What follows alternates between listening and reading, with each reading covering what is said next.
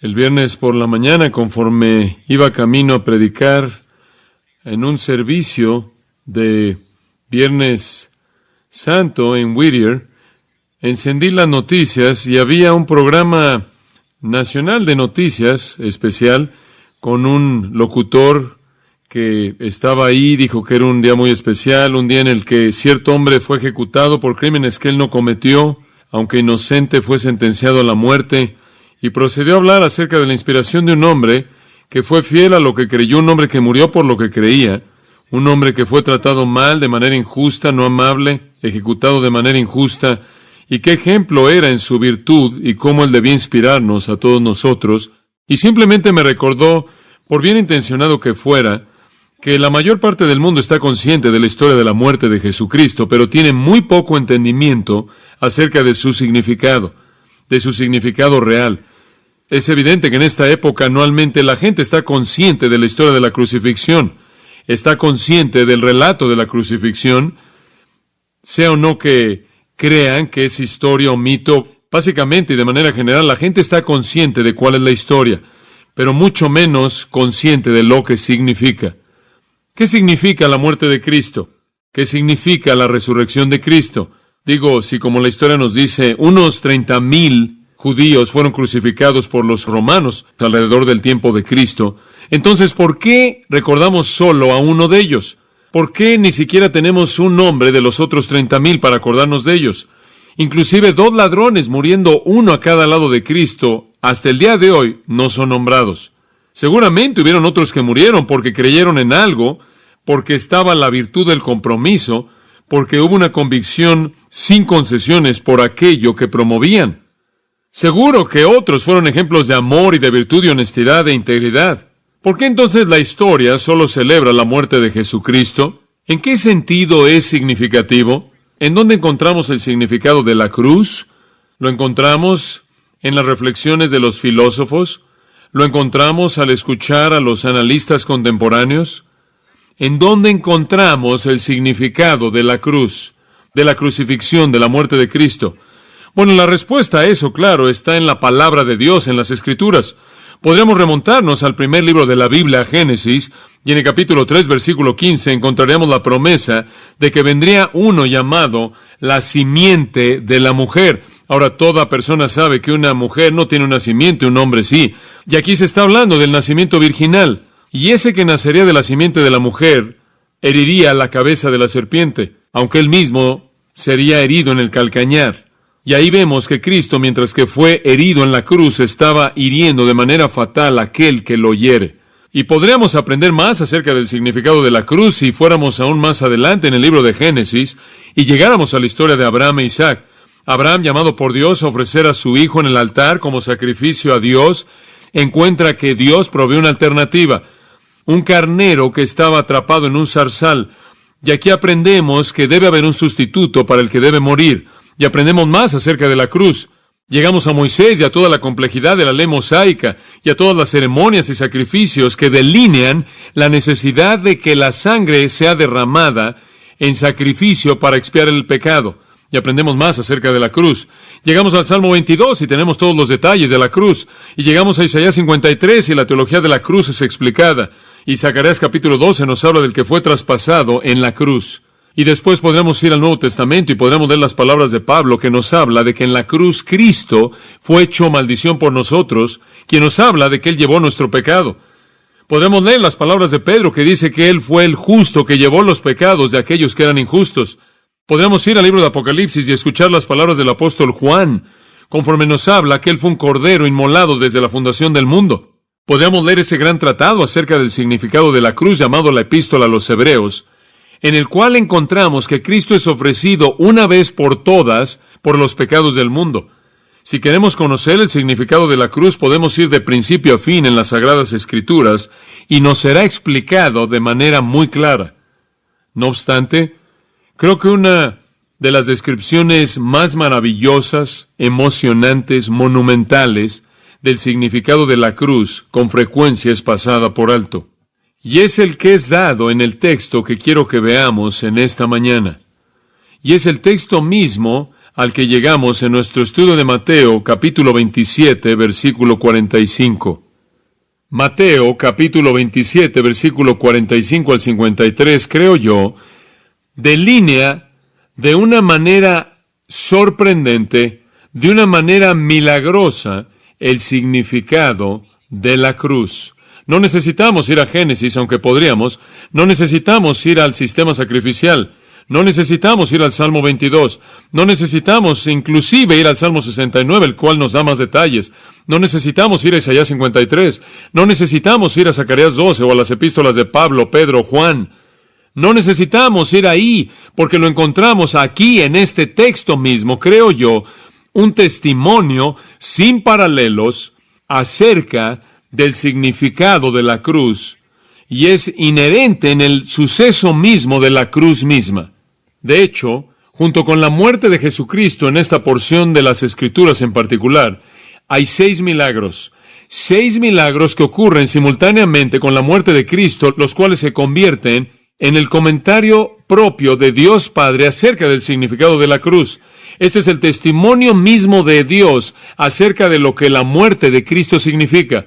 Todo está aquí. Y francamente, usted podría leerlo una y otra vez y no verlo si no se detuviera para contemplar a profundidad su verdad. El significado de la cruz no se delinea en ningún otro lugar de una manera más clara que aquí en el acontecimiento mismo descrito por Mateo en estos pocos versículos, conforme Mateo nos da el comentario mismo de Dios acerca del significado de la muerte de su Hijo. Veamos estos 6 milagros y oigamos lo que Dios dice acerca del significado de la cruz a través de estos milagros. Al primero lo llamaremos oscuridad sobrenatural. Oscuridad sobrenatural. Observe el versículo 45. Y desde la hora sexta hubo tinieblas sobre toda la tierra hasta la hora novena. Lucas capítulo 2, versículos 9 al 11 nos dicen que cuando Cristo nació hubo una gran luz en el cielo. El profeta dijo que cuando Jesús viniera, Él sería una luz a los gentiles. Él mismo dijo en Juan 8, yo soy la luz del mundo. El que me sigue a mí no andará en tinieblas. Jesús dijo, vengan a la luz mientras que es luz y mientras que puedan venir. En asociación con Cristo en su nacimiento y en su vida y ministerio hay luz, pero en su muerte hay oscuridad. Oscuridad, desde la sexta hora. Estas son las 12 del mediodía hasta la novena hora. Estas son las 3 de la tarde. El tiempo del día cuando el sol está en su cenit. Ahora Marcos 15:25 nos dicen que Jesús fue crucificado en la tercera hora, lo cual serían las 9 de la mañana. Entonces ya ha estado en la cruz por 3 horas, ya para este momento. 3 horas de luz diurna desde las 9 de la mañana a las 12 del mediodía, durante las cuales Él soportó la burla y la reprensión y la burla cínica, sarcástica de los que pasaban por ahí, los líderes judíos y los soldados romanos. 3 horas a plena luz del día al estar expuesto y en desnudez y en tortura y muriendo. Y durante esas primeras 3 horas, de las 9 de la mañana a las 12 del mediodía, el silencio solo fue roto 3 veces. La primera vez Jesús dijo, Padre, perdónalos porque no saben lo que hacen, como se registra en Lucas 23:34. Y Él dijo eso a favor de los soldados romanos que lo estaban crucificando. Poco después, Él rompió el silencio de esas primeras 3 horas de nuevo al decirle a un ladrón arrepentido que estaba colgando al lado de Él, de cierto os digo que hoy estarás conmigo en el paraíso.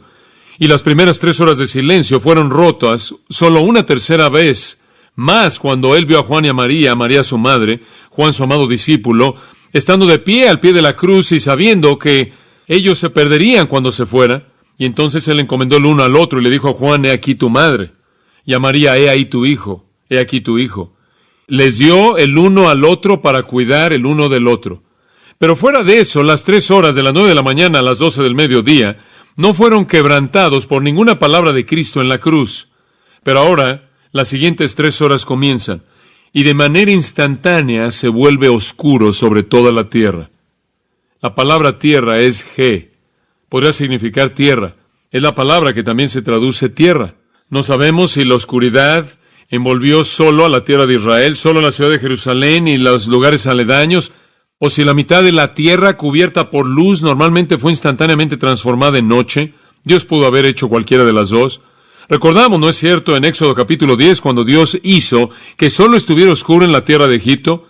Entonces Él pudo haber creado una oscuridad territorial sobrenatural si Él hubiera querido. También recordamos, ¿no es cierto?, en Josué, leyendo la historia maravillosa de Josué en el capítulo 10, en donde la Biblia nos dice que el Señor hizo que el sol se detuviera. En otras palabras, se detuvo en el cielo en un lugar. La tierra, en términos técnicos, dejó de rotar por un momento en el tiempo, durante un periodo de tiempo, mientras que Dios llevaba a cabo su obra. Y eso debió haber impactado al globo entero. Después recordamos, segundo de Reyes 20, en donde la sombra del sol retrocede y Dios de nuevo hace un milagro con el sol y con la rotación de la tierra, la cual bien pudo haber afectado y probablemente afectó al globo entero. Entonces, si Dios hubiera querido mantener la oscuridad delimitada en un territorio, Él lo pudo haber hecho. Si Él hubiera querido alterar el efecto del sol en la tierra entera, Él pudo haber hecho eso. Realmente no sabemos qué hizo. Hay algunas indicaciones interesantes en literatura extrabíblica que me hacen pensar que fue la parte entera alumbrada de la tierra que se oscureció.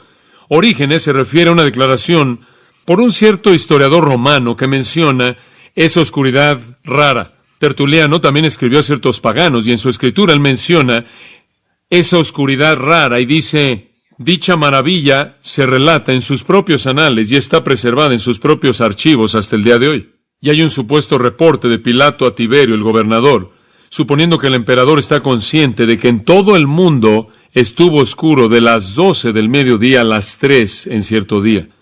Entonces bien pudo haber sido que toda la parte alumbrada de la tierra se oscureció. Realmente no sabemos. La gente ha dicho, bueno, quizás una nube simplemente pasó enfrente del sol, o quizás era un siroco, era un viento oriental que tiende a acumular polvo al punto que hace que el cielo se oscurezca. Creo que no. Porque Lucas dice en el capítulo 23 de su Evangelio, en el versículo 45, de manera simple, el sol se oscureció. Y él usa la palabra ecleipo, de la cual obtenemos la palabra eclipse. La palabra literalmente significa fracasar totalmente. El sol fracasó. Eso es lo que sucedió. Dios sobrenaturalmente apagó el sol. Ahora, si Dios apagó el sol y dejó que la secuencia normal de acontecimientos se llevara a cabo si el sol se apagara, si dejara de brillar, el mundo dejaría de existir en esas 3 horas.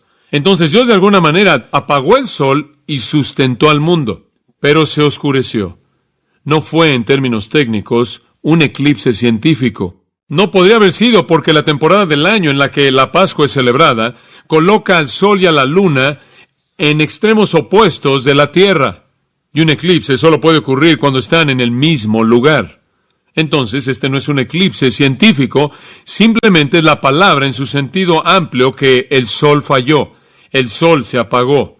Se volvió tan oscuro como la medianoche a la mitad del día. ¿Pero cuál es el punto? Bueno, los rabinos solían enseñar, y se registra en el Talmud que ellos enseñaban esto, que si el sol se oscurecía, sería un juicio de Dios en contra del mundo por cometer un gran crimen. Y de hecho, podríamos decir que el mundo había cometido un gran crimen al crucificar a Jesucristo. Otros nos han sugerido que se oscureció porque la naturaleza estaba arrojando un velo sobre los sufrimientos de Cristo. E inclusive otros han sugerido que se oscureció porque este es un acto de empatía o de compasión por parte de Dios para cubrir la desnudez y la deshonra de su Hijo. Y otros nos sugieren que esta es una protesta divina y así siguen. Ahora, ¿cuál es el significado de la oscuridad? ¿Qué es lo que Dios está diciendo acerca de la oscuridad? Nadie, ningún escritor bíblico, nadie, ni en el Nuevo ni en el Antiguo Testamento, comenta acerca de la oscuridad en la cruz de Cristo. Realmente no necesitan comentar, es muy obvio lo que significa. Si usted fuera a investigar en el texto del Antiguo Testamento, encontraría que la oscuridad es usada en las Escrituras como un símbolo de juicio divino. Es usada como un símbolo de juicio divino. En Isaías capítulo 5, conforme Isaías predice el juicio venidero que va a ahogar, por así decirlo, la vida de Israel, y a llevarse a esas personas a la cautividad, él la describe como oscuridad y tristeza. Oscuridad y tristeza. Y si usted sigue a lo largo de Isaías, llega al capítulo 13 de Isaías, e Isaías ve hacia adelante al juicio final que Dios va a traer en el mundo. Y dice que el día del Señor viene, y las estrellas de los cielos y las constelaciones de los cielos no darán su luz. El sol será oscurecido, la luna no va a hacer que su luz brille, y castigará al mundo por su maldad y a los impíos por su iniquidad. Dios está asociando la oscuridad con el juicio. Inclusive usted llega al Nuevo Testamento, como usted recuerda en Mateo capítulo 24, versículo 29. Inmediatamente después de la tribulación de esos días, el sol se oscurecerá y la luna no dará su luz, las estrellas caerán de los cielos, las potencias de los cielos serán sacudidas o conmovidas, y entonces aparecerá la señal del Hijo del Hombre en los cielos. oscuridad de juicio. En el pasado, cuando Dios vino en juicio, Él estuvo asociado con la oscuridad. En el futuro, cuando venga en el juicio final, Él está asociado con la oscuridad. En el tiempo de la tribulación, Dios trae al mundo gran oscuridad, de tal manera que hay un clamor por parte de los hombres en el horror de la oscuridad que no es aliviada. Puede ir a Joel capítulo 2, versículos 30 y 31, y allí encontrará la oscuridad que va de la mano con el juicio. Lo encontrará en Amós capítulo 5, versículos 18 al 20. La encontrará en Sofonías capítulo 1, versículos 14 al 18. A lo largo de las Escrituras usted encuentra el juicio y la oscuridad asociadas. Si la salvación de Dios es vista como luz, entonces el juicio de Dios es visto como oscuridad, oscuridad profunda. Y sea un escritor del Antiguo Testamento o un escritor del Nuevo Testamento, todos ven la oscuridad. De hecho, cuando los ángeles fueron expulsados y atados en 2 de Pedro 2:4, dice que están atados en cadenas de oscuridad. Creo que es claro entonces que lo que vemos aquí es el comentario por parte de Dios que este es un juicio. Esta es la oscuridad que está asociada con el juicio divino. Dios está diciendo, la cruz es un lugar de juicio divino. Es un lugar para el derramamiento de la ira divina. Este no es solo uno entre 30,000 personas muriendo. Este no es solo un mártir bien intencionado. Esto no es solo un hombre amoroso fuera de lo normal. Este es un acto de juicio divino y Dios da testimonio de esto de una manera muy dramática al hacer que se convierta en la medianoche a la mitad del día. Ahora, solo hay una cosa que Dios juzga, eso es todo. Solo una cosa que condena, solo hay una cosa en contra de la cual Dios derrama su ira y eso es pecado. Entonces, aquí en la cruz tenemos el comentario mismo del Padre que este de hecho es un juicio en contra del pecado. Esto es mucho más grande que tan solo un hombre muriendo por algo en lo que él creía. Este es un juicio divino en contra del pecado, como es certificado por la oscuridad sobrenatural. Hay un segundo milagro que quiero que vean en el versículo 46. Cerca de la hora 9, o alrededor de las 3 de la tarde, Jesús clamó a gran voz, y la palabra en el griego es gritar, diciendo, Elí, Elí. Esas dos palabras son hebreas. Marcos registra Eloi, Eloi, lo cual es la forma aramea de tratar de hacer que la declaración sea coherente. Pero aparentemente Jesús de hecho dijo Elí, Elí, Elí, Elí, Dios mío, Dios mío. Y ellos habrían sabido a qué se refería con eso. No había duda en sus mentes. Y después cuando él dijo Lama Sabactani, lo cual significa ¿por qué me has desamparado? O ¿por qué me has abandonado? Ellos sabían bien lo que estaba diciendo. El hecho de que él estaba citando el Salmo 22.1 fue aparente para todos ellos. Esos judíos conocían el Salmo 22.1. Lo habían cantado, quizás lo habían recitado, lo habían memorizado, lo habían leído. Ellos sabían lo que estaba diciendo. Dios mío en hebreo, Lama Sabactani, en arameo. Inclusive esos judíos que hablaban predominantemente arameo y conocían muy poco de hebreo, conocían lo que era Elí, porque él, el nombre de Dios, era conocimiento común para todos ellos. Entonces sabían que él estaba diciendo, Dios mío, ¿por qué me has desamparado? Aquí está el segundo milagro. Lo llamo el milagro de partida soberana. Es un milagro, como puede ver. Es un milagro invertido, en un sentido. Es un tipo extraño de milagro, pero es un milagro en el sentido de que es un acontecimiento sobrenatural, inexplicable, que va más allá de la capacidad del entendimiento humano, ya que Dios se separa de Dios. Dios el Padre le da la espalda a Dios el Hijo. Es dicho que Martín Lutero se aisló para tratar de entender este misterio y salió más confundido que cuando él comenzó. Entiendo eso. Dios es separado de Dios. Y Jesús en el clímax de llevar el pecado, al término de las 3 horas de la furia de Dios siendo derramada en su máxima capacidad, clama acerca del hecho de que Él está separado de Dios. ¿Por qué dice eso? ¿Qué es lo que eso nos dice? Bueno, si regresamos a Habacuc capítulo 1 y leemos el versículo 13, dice esto acerca de Dios. Muy limpio eres de ojos para ver el mal y no puedes mirar a la iniquidad. Dios le dio la espalda porque no puede ver ¿qué? El pecado. Ahora, ¿qué nos dice eso acerca de la cruz? Eso nos dice que Jesús se volvió ¿qué? Pecado por nosotros. Ese es el testimonio del Padre. Al darle la espalda a Cristo, Él comenta acerca de lo que está pasando.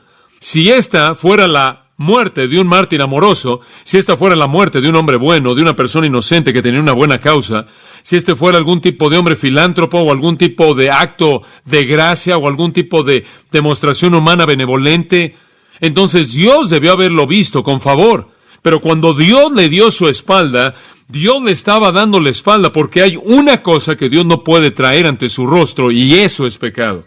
Y entonces Cristo estaba llevando nuestro pecado. No necesitamos ir a las epístolas para descubrir eso. Está aquí. Después de todo, ¿acaso Isaías 53 no dijo que Él sería entregado por nuestras transgresiones? ¿Acaso Romanos 4:25 no dice que fue entregado por nuestras transgresiones? ¿Acaso 1 Corintios 15:3 no dice que murió por nuestros pecados? 1 Pedro 2:24, quien en su propio cuerpo llevó nuestros pecados en el madero. 1 Pedro 3:18, quien se ofreció a sí mismo sufriendo por el pecado, el justo por los injustos. Digo, ¿acaso las Escrituras no nos dicen claramente en 1 Juan 4:10 que Dios envió a su Hijo para que fuera expiación, propiciación por nuestros pecados? ¿Acaso Gálatas 3:13 nos dice que Él fue hecho maldición por nosotros? Y 2 Corintios 5:21, el que no conoció pecado por nosotros fue hecho pecado. Cristo no solo llevó el pecado, Él se volvió pecado. Él fue su personificación. Él llevó los pecados de toda persona que jamás creería en Él a lo largo de la historia. Y de esta manera, Hebreos 2:9 dice que Él gustó la muerte por todos. Por todos. Él gustó la muerte porque Él llevó el pecado de todos los que creerían en Él. Jesús llevó en sí mismo los pecados de todas las épocas. Pero esa es la razón por la que vino. Él dijo eso en Mateo 20:28. No vine para ser servido, sino para servir y para dar mi vida en rescate por muchos. Y esa es la razón por la que Dios le dio la espalda, porque Dios no puede ver el pecado. Cuando Jesús gritó, Dios mío, ¿por qué me has desamparado?, la respuesta es porque Dios no puede ver el pecado. Ahora dice usted, bueno, ¿qué tipo de separación es esta? Bueno, no es una separación en cuanto a su naturaleza. No dejó de ser Dios, de lo contrario Él habría dejado de existir, porque Él solo puede ser quien es, Él. Él no fue separado de la naturaleza de Dios. Él no fue separado de la Trinidad. Él no fue separado en esencia, naturaleza o sustancia. Él fue separado en términos de comunión íntima. Y la comunión, como un niño que peca de manera severa contra su propio padre, no deja de ser el padre de ese hijo, pero deja de conocer la intimidad de una comunión amorosa, porque el padre no puede tolerar el pecado. Y entonces Dios le da la espalda a Cristo. Ahora, cuando Cristo vino al mundo, hubo cierta separación porque Él no estimó el ser igual a Dios, Filipenses 2, cosa que aferrarse, lo cual significa que cuando Él encarnó, Él hizo a un lado algo de esa igualdad. Entonces hubo algo de separación en su encarnación y Él también oró, Señor, restáurame la gloria que tuve contigo antes de que el mundo comenzara. Juan 17:5, lo cual significa que faltaba algo. Y ahora hay una separación aún más profunda, no solo la separación de la encarnación, sino la separación de la pecaminosidad absoluta. Y el hecho de que Dios le da la espalda a Jesucristo y clama esas palabras que Dios dijo que clamaría en el Salmo 22:1, Dios mío, ¿por qué me has desamparado?, indica que esta es una situación de pecado y Dios le está dando la espalda a lo que siempre le da la espalda, y eso es pecado.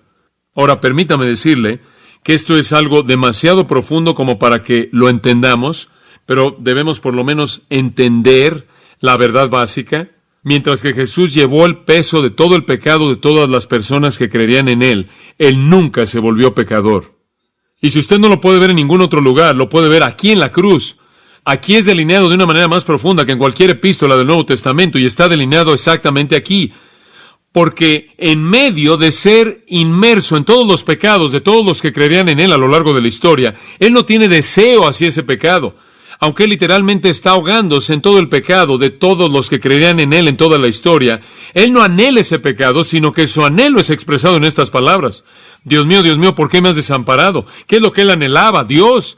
Y ahí yace la evidencia de la pureza de su espíritu, una pureza que Él supo que Él mantuvo, porque pronto después de esto, habiendo dicho consumado es, Él dijo, Padre, en tus manos encomiendo mi espíritu, sabiendo de manera plena que Dios lo recibiría, porque mientras que Él llevó el pecado, Él nunca se volvió pecador. Esa es la razón por la que el escritor de Hebreos dice que Él no tiene pecado. Él fue hecho pecado y no pecó, es una paradoja. Pero cuando Él se volvió pecado, Dios tuvo que darle la espalda. Y el segundo milagro es el milagro de que Dios le dio la espalda a Cristo, una ocurrencia sobrenatural en la cual Dios le dio la espalda al Hijo, el milagro de partida soberana. ¿Y qué nos dice eso a nosotros? Dice que Cristo se volvió pecado. ¿Cuál es el significado entonces de la cruz? Está aquí, y en primer lugar es un acto de juicio. ¿Qué es lo que Dios juzga? Él juzga el pecado. ¿En dónde estaba el pecado que Él estaba juzgando? Estaba en Cristo. Ahí está el significado de la cruz. Y la gente se burló. Versículo 47. Algunos de los que estaban allí decían al oírlo, ¿a Elías llama este? Ellos sabían que Él no dijo Elías. Ellos sabían que dijo Elí, Elí. Ellos sabían eso. Ellos sabían que él estaba diciendo Dios mío, Dios mío. Ellos conocían el Salmo 22. Pero esto fue parte de una broma. Esta era una broma para ellos. Aquí está de nuevo la burla. Como puede ver, el profeta Malaquías había dicho que antes de que el Mesías venga para establecer su reino, Elías vendrá primero. Y entonces están diciendo, bueno, este pobre Mesías todavía está pensando que él va a establecer su reino. Quizás está llamándole Elías para que venga y lo anuncie como Mesías y proclame su reino y lo ayude a que empiece, jaja. Una burla cruel, cínica, sarcástica. O él está hablándole a Elías. En este punto, los otros escritores de los evangelios nos dicen que Jesús dijo, tengo sed, ya que la sed era parte de la tortura de la crucifixión. Y fue la cuarta vez en la que el silencio del Calvario fue roto por el Salvador. Y el versículo 48 lo retoma y dice, y al instante o inmediatamente, corriendo uno de ellos, probablemente un soldado romano, tomó una esponja. Los otros escritores nos dicen que la colocó en una caña, la cual sería de varios centímetros de largo, más de 20 centímetros de largo. Eso nos dice que la cruz estaba muy cerca del suelo, y la levantó hasta sus labios para que pudiera humedecer sus labios y poder calmar su sed un poco. La palabra, en una versión para lo que le dieron, es vinagre. La palabra griega en sí es oxos.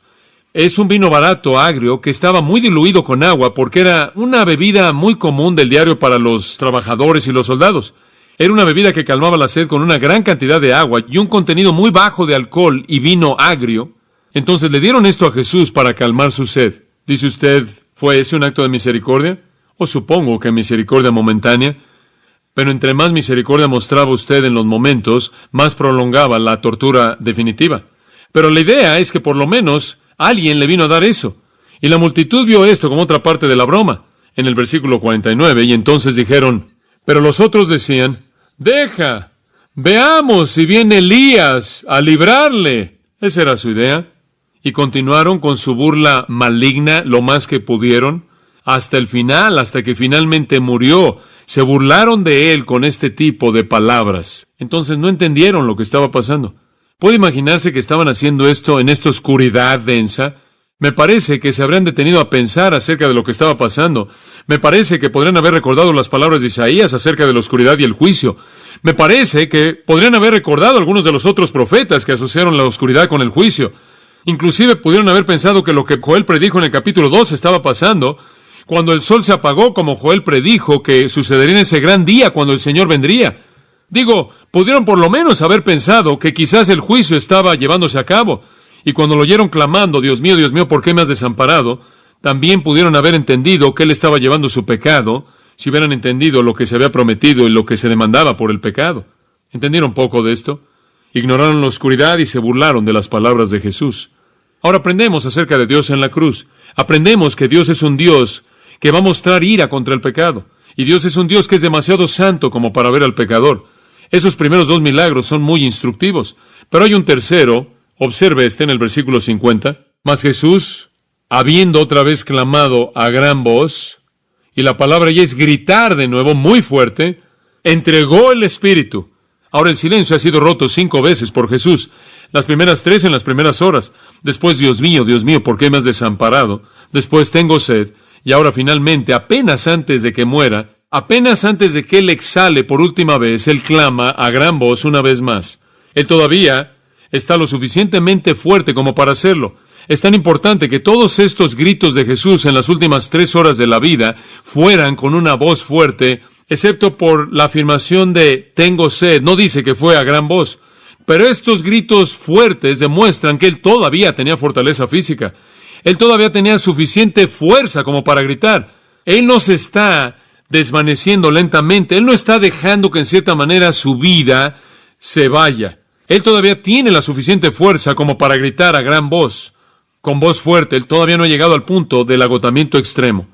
Él quiere que eso quede claro. Y la razón por la que Él grita como Él lo hace es para demostrar que Él todavía tiene los recursos para permanecer vivo. En Juan 19:30 Él nos dice lo que gritó. Él gritó, consumado es. Y habiendo dicho eso, de acuerdo con Lucas capítulo 23, versículo 46, Él dijo, Padre, en tus manos encomiendo mi espíritu. Él dijo ambas afirmaciones a gran voz. ¿Por qué? Y después entregó el espíritu. Esa es una frase única y va a responder a nuestra pregunta. En otros 15 lugares en las Escrituras, cuando habla de que alguien entregue el Espíritu, siempre es una palabra hebrea o una palabra griega que es usada, excepto en el caso de la muerte de Jesús, como se describe por parte de Mateo y Juan, y en su descripción. En ambas ocasiones son dos palabras, y las dos palabras dan la idea no solo de morir o llegar al punto en el que exhalas por última vez al morir, sino la idea de entregar algo o enviar algo o dar algo.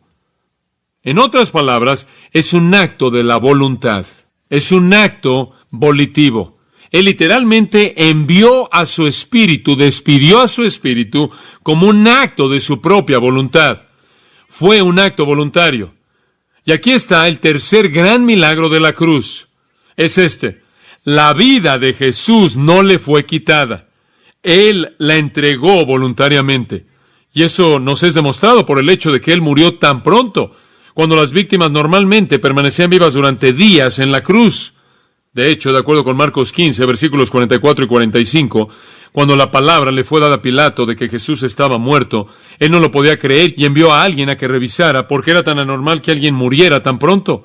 Y la razón por la que las Escrituras dicen que él clamó a gran voz o gritó es para demostrarnos que inclusive en el momento en el que él entregó su vida, él tenía la fortaleza para vivir si hubiera querido vivir.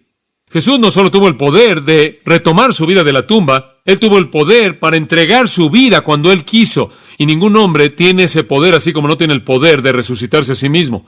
Usted puede matarse a sí mismo, pero usted le ha entregado su poder a la bala. Usted puede ingerir veneno, pero usted le ha dado poder al veneno. Usted puede aventarse de un puente, pero usted le ha entregado el poder a la caída y al concreto en el que cae. Ningún hombre puede, de su propia voluntad, en un momento del tiempo, determinar su propia muerte, así como no puede determinar su propia resurrección. Pero Jesús lo hizo porque Él tiene poder sobre la muerte y poder sobre la vida. Y Él, queridos amigos, está haciendo una afirmación aquí acerca del hecho de que nadie le estaba quitando su vida. Él le estaba entregando. Él le estaba entregando. En Juan capítulo 10 le recuerdo de algunas palabras muy importantes. Juan 10, versículo 10, yo soy el buen pastor su vida da por las ovejas. Versículo 15, yo pongo mi vida por las ovejas. Versículo 17, yo pongo mi vida para volverla a tomar. Nadie me la quita. Versículo 18, sino que yo la pongo de mí mismo. Tengo poder para ponerla y tengo poder para volverla a tomar. Qué gran declaración. Él tuvo el poder para ponerla. Él tuvo el poder para volverla a tomar. Y solo Dios puede tomar la vida y volverla a dar. ¿Qué es lo que está diciendo? Él está diciendo esto, que la cruz es un acto de sacrificio voluntario que solo pudo ser hecho por Dios, quien controla la muerte y la vida. Entonces lo que tenemos aquí es el juicio de Dios, el pecado siendo llevado en la cruz, y una muerte voluntaria que solo podía ser llevada a cabo por uno que tenía poder sobre la muerte, y ese es Dios mismo. ¿Qué es lo que el Padre entonces está diciendo acerca de la cruz? Que fue aquí en donde Él juzgó el pecado, que el pecado estaba en el Señor Jesucristo, quien no era ningún otro que Dios mismo, quien controla la muerte y la vida. Y Él de manera voluntaria entregó su vida. Nadie se la quitó. Entonces, vemos la ira de Dios, vemos la santidad de Dios, y vemos el amor y la gracia y misericordia de Dios en los milagros del Calvario. En el momento mismo de su muerte, 3 milagros instantáneos ocurrieron. Observa el versículo 51. Este es el cuarto de estos milagros en esta sección. Llamaremos a la devastación del santuario. El último fue la entrega voluntaria a la muerte. El que vino antes de ese, partida soberana y después oscuridad sobrenatural. Devastación del santuario. Observe lo que le pasó al templo en el versículo 51. Y he aquí, y esa es una palabra de sorpresa, y he aquí, sorprendentemente, de manera impresionante, el velo del templo se rasgó en dos, de arriba a abajo. Ahora escuche, hay una razón para esto. Eso no es algo nada más que sucedió. Hay una razón para esto. Dios está diciendo algo. La palabra templo aquí no es la palabra general para el todo del templo, es la palabra naos para el santuario interior, para el lugar santo, el lugar santísimo.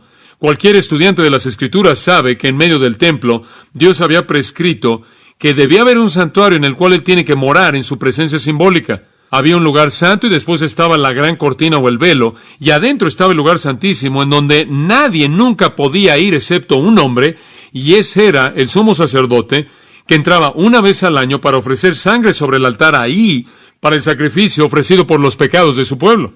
Entonces el lugar santísimo representaba la presencia de Dios. Y una vez al año, en el día de la expiación, el sacerdote levantaba una esquina de la cortina, se metía rápidamente, rociaba la sangre y salía otra vez, porque el simbolismo ahí era que ningún hombre realmente tenía acceso a la presencia de Dios, porque ningún sacrificio realmente jamás había cubierto el pecado, porque ningún cordero jamás fue suficiente, ningún carnero, ningún ave, ningún sacrificio jamás fue suficiente, porque nunca nadie podía guardar la ley de Dios, porque la justicia de ningún hombre jamás fue adecuada, nunca nadie tuvo acceso a Dios. Y eso fue continuamente presentado ante el pueblo mediante el velo del lugar donde Dios moraba, de tal manera que los hombres eran concientizados una y otra vez que no tenían acceso a Dios, porque Dios no puede recibir a pecadores en su presencia. Y debido a que el pecado no había sido enfrentado, no podía haber acceso real a Dios. Y entonces la cortina mantenía a los hombres lejos de Dios en el sentido de intimidad verdadera, de redención lograda. Pero cuando Cristo murió, eso fue rasgado de arriba hacia abajo. Josefo lo describe como algo masivo, predominantemente azul, muy decorado con todo tipo de imágenes, colgando de manera masiva ahí enfrente del lugar santísimo. Era un símbolo de separación, y en el instante en el que Jesús murió, Dios tomó su dedo y lo rasgó de arriba hacia abajo. Y en ese mismo momento, el templo habría estado lleno de peregrinos, llenos de sacerdotes, llenos de sacrificios. Todo esto se estaba llevando a cabo y de pronto, para el horror de toda persona, el lugar santísimo está abierto de manera absoluta. ¿Y qué es lo que Dios está diciendo en esto? En la muerte de Jesucristo, ahí hay acceso total a mi presencia santa. ¿Por qué? Porque Él pagó, ¿por qué? Por el pecado. Este es el comentario mismo del Padre acerca del significado de la cruz. Dios abre sus brazos totalmente y dice, como el escritor de Hebreos en el capítulo 4:16, versículo 16, lo dice de una manera tan hermosa: acerquémonos confiadamente al trono de la gracia para alcanzar misericordia y hallar gracia para el oportuno socorro. Ahora podemos entrar corriendo a la presencia de Dios, ya que la separación ha sido quitada en la muerte de Jesucristo, quien ha pagado por el pecado y la ha quitado. Ya no hay una barrera. ¡Qué verdad tan gloriosa! La declaración del Padre fue ante toda la población del templo. Y escuche, cuando ese velo fue rasgado, fue el fin del templo. Fue el fin de los sacrificios, fue el fin del sacerdocio, fue el fin del sistema entero del judaísmo. Se había acabado, se había terminado. Y para demostrar cuánto había terminado, dentro de unos cuantos años los gentiles entraron y lo profanaron y pisaron ese templo y lo destrozaron. Esa cueva de ladrones comenzó a ser destruida cuando Dios rasgó el velo que cubría el lugar santísimo. Cuando Cristo murió, los hombres tuvieron acceso a Dios. Un pensamiento glorioso. El antiguo pacto se había acabado, la separación se había acabado. Y esto, dice Dios, es mi nuevo pacto a través de la sangre de Cristo, y abro de manera total mi presencia santa a todos los que vienen en el nombre de Cristo con sus pecados perdonados. Observe que fue rasgado de arriba hacia abajo para mostrar que los hombres no lo hicieron. Dudo que pudieron haberlo hecho por lo pesado que era, pero es seguro que no lo pudieron haber hecho de arriba hacia abajo. El dedo de Dios lo hizo. ¿Cuál es la gran verdad aquí? La gran verdad es que sí, la cruz es el lugar de la ira de Dios, la cruz es el lugar en donde Jesús se volvió pecado. Esa es la razón por la que Dios le dio su espalda al Hijo.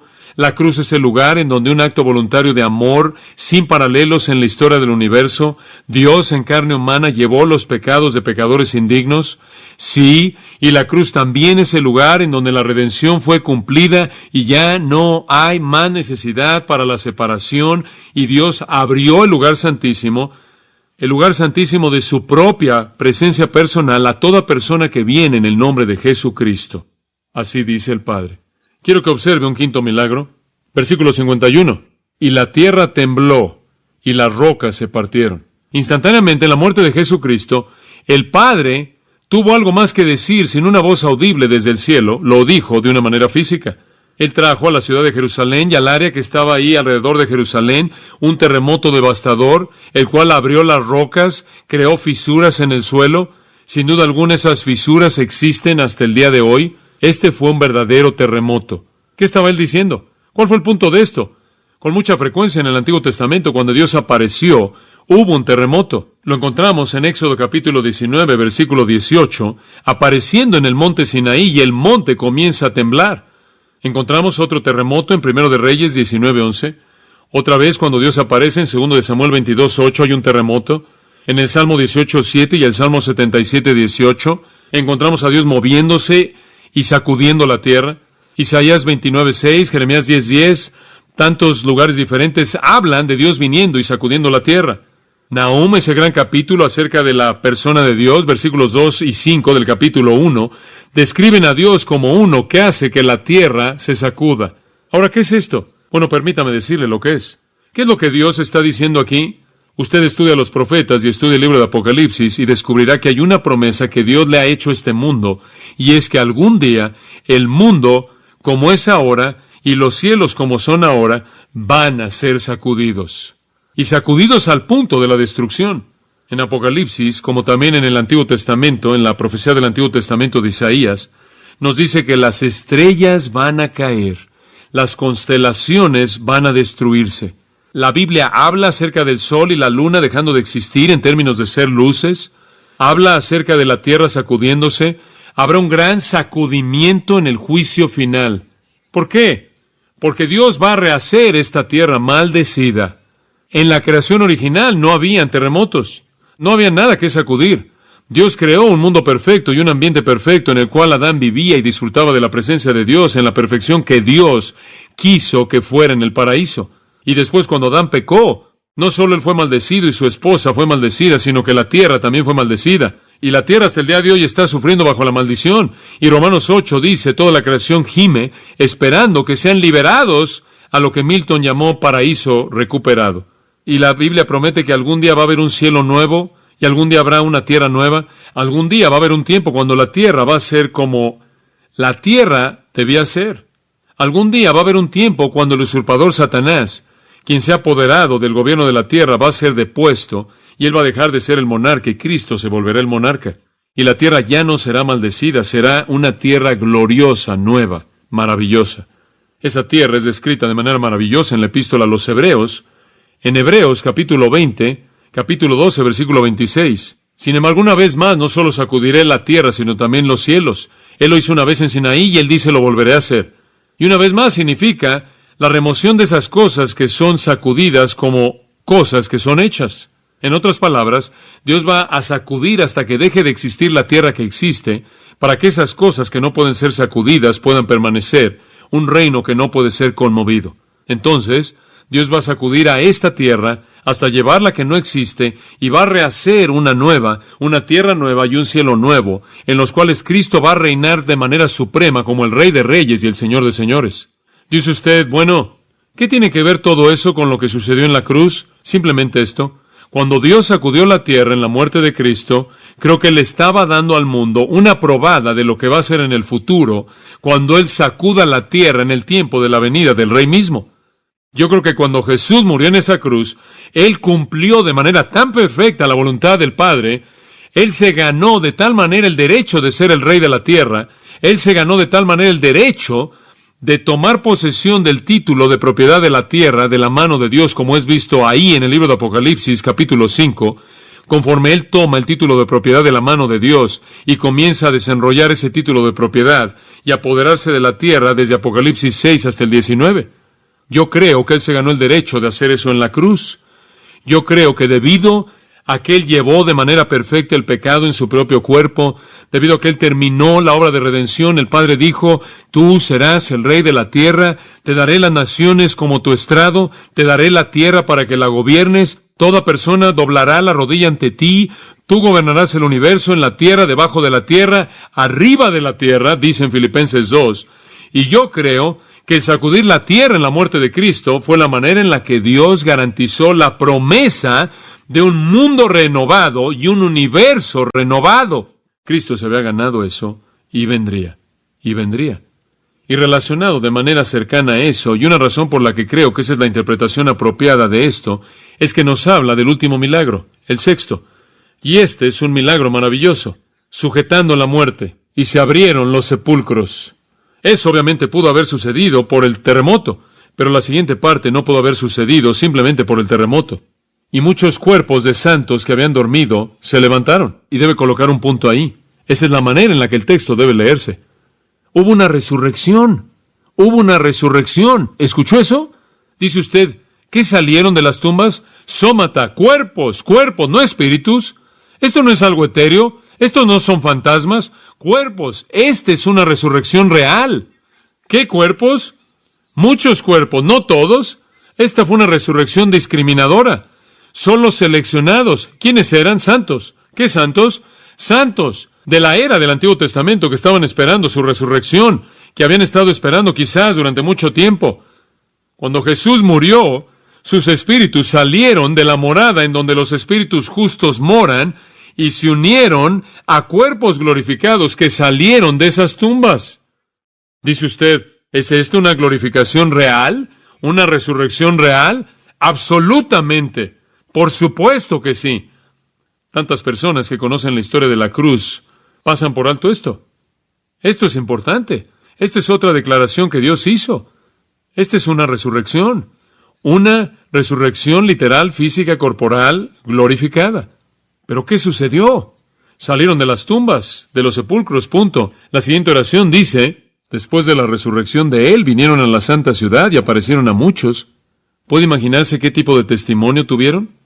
Tenemos un invitado para cenar en esta noche, no van a creer esto. Dice usted, ¿de qué habrían estado dando testimonio a muchos? Esa es la idea de la palabra aparecieron. Le voy a decir de qué estaban testificando. Resurrección.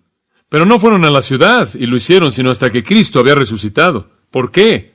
Porque 1 Corintios 15:20, que Él es las primicias de los que durmieron, ¿verdad?